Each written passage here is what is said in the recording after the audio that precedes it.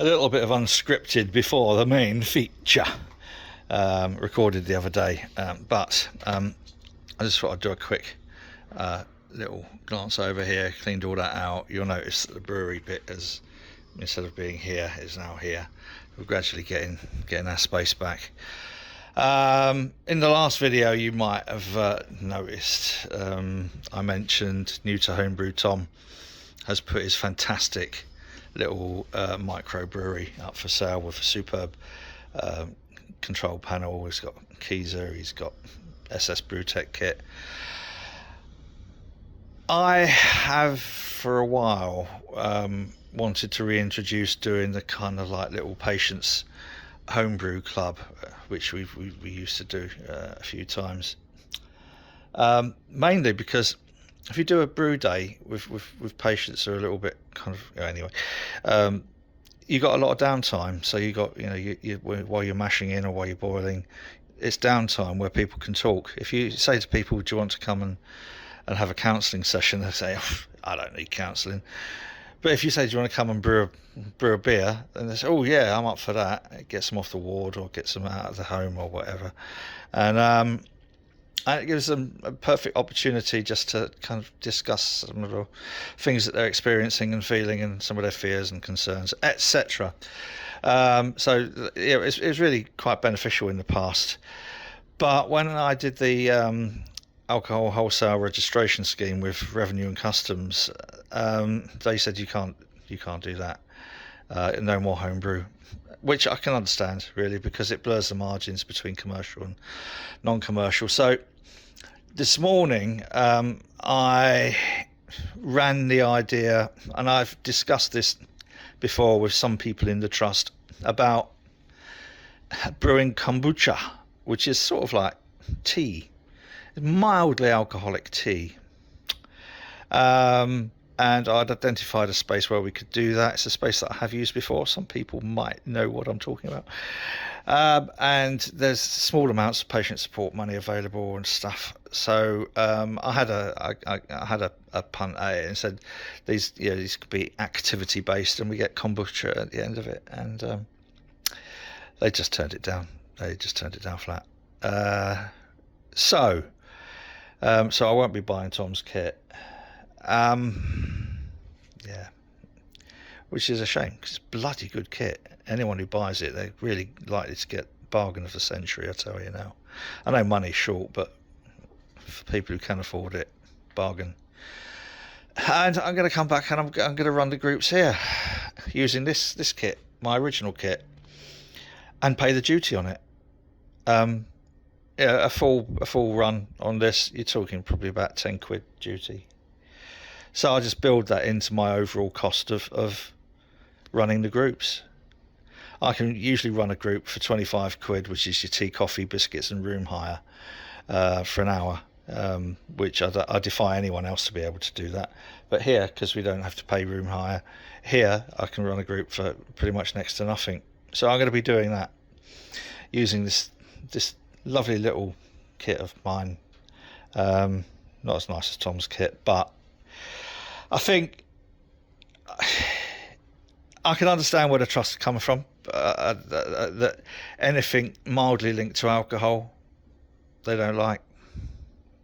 Yeah, fair enough. That's just, it's the way it is. But I will be running those little groups from here for patients and family and friends of patients who might need a little escape, might need a chance to talk. Anyway, that's that. On to the main feature, which I filmed a couple of days ago.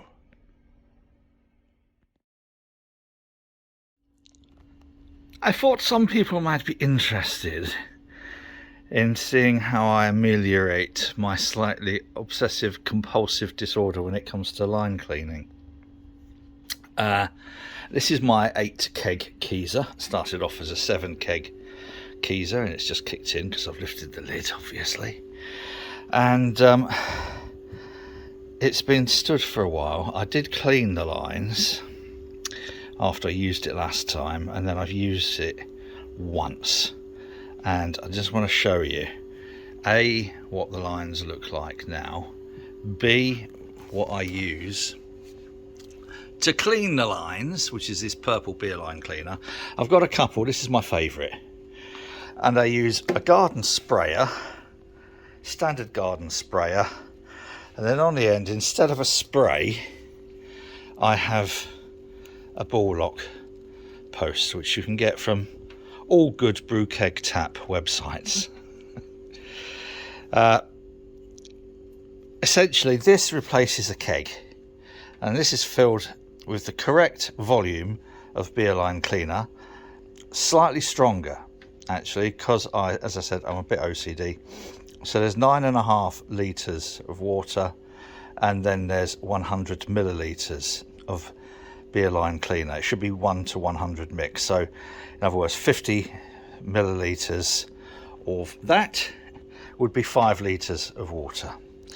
And I'm going to connect this to tap 1 and give that a few pumps, but obviously I'm going to need both hands for that, so back in a minute. That is then connected onto here. One thing I would say is don't overly pump this. You don't need to. It doesn't need to be 100 psi, otherwise that might blow off there and you get covered in purple line cleaner. Not good, not good, don't want that. So now this is ready to run through that line and out of, hopefully, tap 1.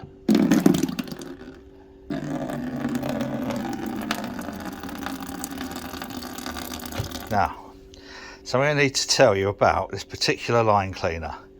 Purple line cleaner, when it goes through here, if it picks up on anything crap, it will come out green or not purple. And that,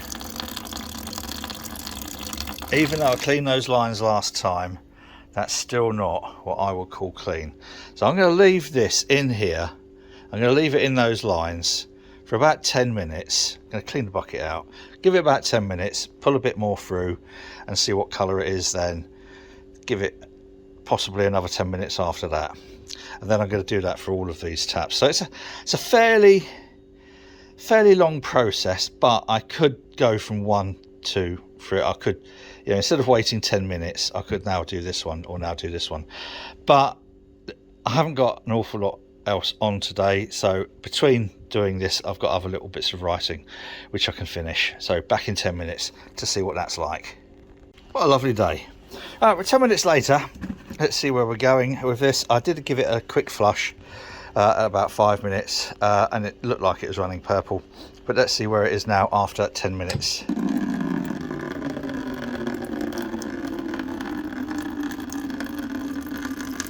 Right, it's running purple, but wasn't too happy with the first bit that came out, so I'm going to give it another 10 minutes. Another 10 minutes.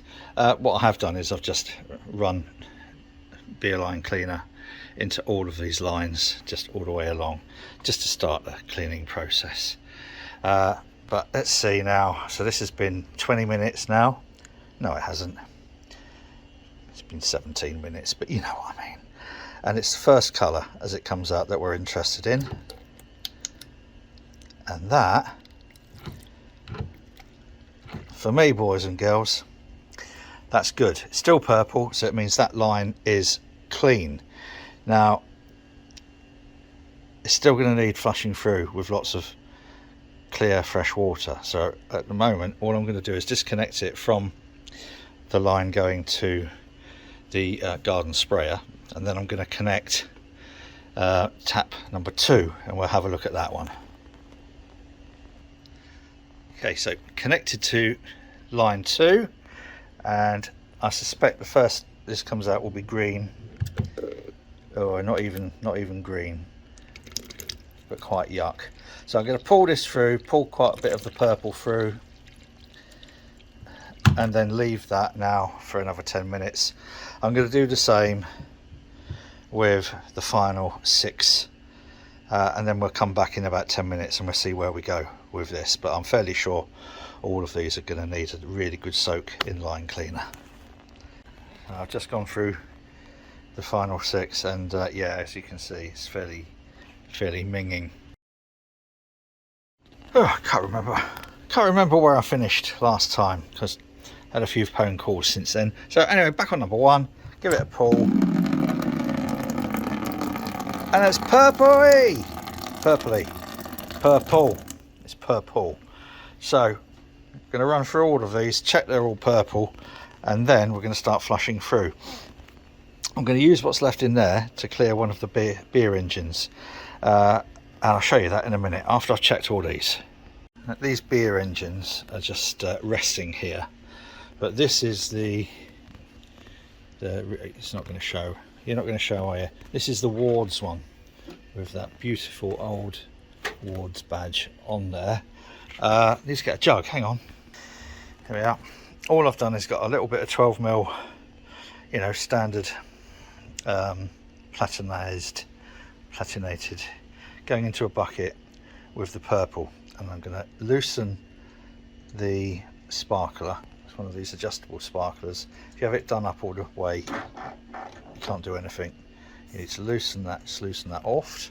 And I'm just going to pull enough through to leave some in the lines. I've never used this one before, so I'm expecting it. If I just leave that like that, I can show you what a beautiful beer engine this is. It's one of the original Wards Fine Ales. It's still not the best of video bits, that, but anyway. So I'm expecting this to be pretty manky, so I'm going to pull that through. I'm pumping another little bit through. There we are. Now I'm going to leave that for 10 minutes. While I'm doing that, I need to get another bucket.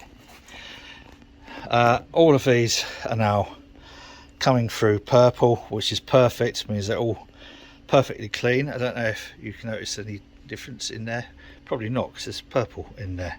So I'll get a bucket and I'm going to pull 9 litres in 3 lots. So 3 litres, then 3 litres, for 3 litres through each of these pumps, and that will be then as fresh as, I was going to say as fresh as a baby's bum. Probably not the best simile I could have found. Ah, that's been a nice easy line clean. Got those to do next. I'm doing 8 on here, there's 10 more to do. But it's not a difficult job. Using this means don't have to use any CO2, because what I used to do was get a corny keg. A couple of reasons don't like that. This stuff's got chlorine in, don't like chlorine anywhere near stainless steel. Not good. Don't like chlorine, full stop. Just don't like chlorine. So this just plastic. It's not food grade, doesn't need to be food grade, because we're only flushing the cleaner and then clean water through it. So that's that. You know that. So that's each of those taps has now had 9 litres of clean water through it. Over here, how we're doing on here, and this is still coming through nice and purple, but empty bucket.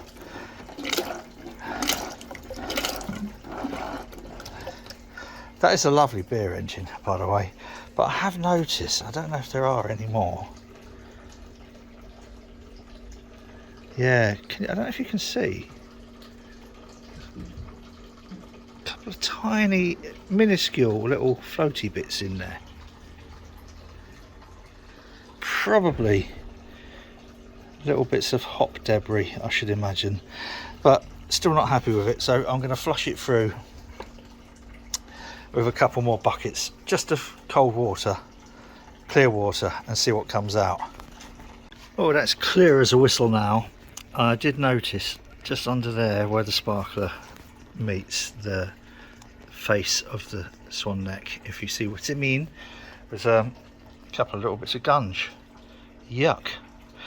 So flushed 2 more buckets through, clear as a whistle now. So I think that was just where this sits up against the swan neck. So good. So that's all nice and clean. That's all nice and clean. Now the only thing left to do is, note to self, learn how to pour a pint properly. So this is my Mandarina Bavaria. It's well overcarbed, sorry about that, but let's see what we think.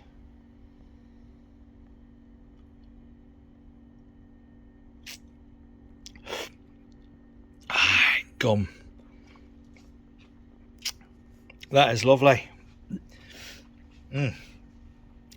Okay, boys and girls, well, I hope you found that interesting. The next video might feature this little baby, which has just arrived today. A 1-barrel SS Brewtech. It's not a pressure, but you know, doesn't really need to be. Well, you can up to about 1 or 2 psi. So that's one of the new additions. But for now, hope you've enjoyed watching me clear me lines out. So from a lovely evening here in Sheffield, been a bit of old mixed day. We had a bit of cloud and stuff. But for now, whatever you're doing, you do it safely. Cheers.